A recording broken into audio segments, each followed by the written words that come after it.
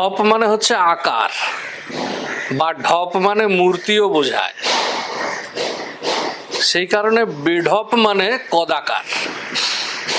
কিন্তু ঢপ মারিস না মানে মিথ্যা কথা বলিস না। ঢপবাজ মানে যে মিথ্যাবাদী বা মিথ্যা কথা বলে।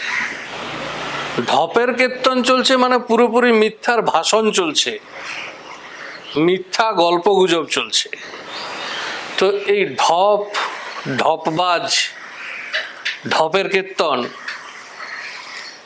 এই শব্দগুলি কিভাবে এলো? খুব মজার কাহিনী আছে এর পিছনে। ভগবান শ্রীরামের জন্ম উত্তর ভারতে, শ্রীকৃষ্ণের জন্ম মোটামুটি পশ্চিম ভারতে বলা যায়। কিন্তু উত্তর ভারত, পশ্চিম ভারত সমগ্র রামময়, যেখানে বাংলা হয়ে গেছে অদ্ভুতভাবে কৃষ্ণময়। আর আজকের দিনে বৃন্দাবন এটি বাংলা প্রধান অঞ্চল বললে অত্যুক্তি হয় না।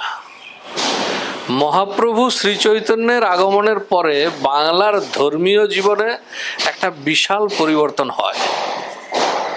কীর্তন মানে হচ্ছে গুণ গাওয়া, গুণের প্রশংসা করা।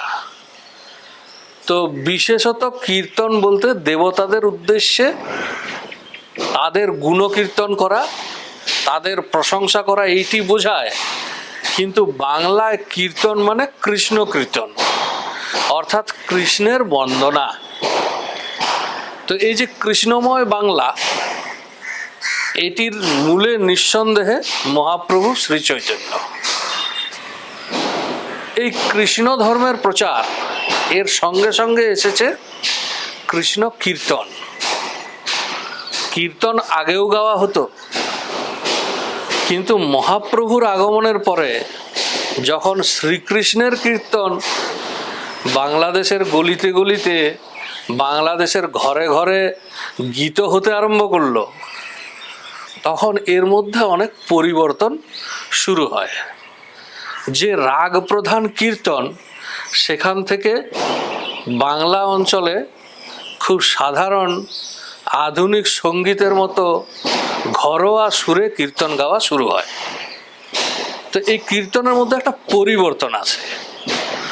ক্রমশ এই পরিবর্তনে একটা রূপ দেখা যায়, যেটি আজকের দিনে কীর্তন গায়কদের মধ্যে দেখা যায়, যে কীর্তন গান বা পালা গান, তার মধ্যে গান কম, বক্তৃতা বেশি থাকে, ভাষণ বেশি থাকে। তো এই যে কীর্তন গানের যে পদ্ধতি, এটির উৎপত্তি কবে কখন বলা মুশকিল, তবে সম্ভবত রূপচাঁদ অধিকারী, তিনি হচ্ছেন এই গায়কী প্রথার উদ্ভাবক।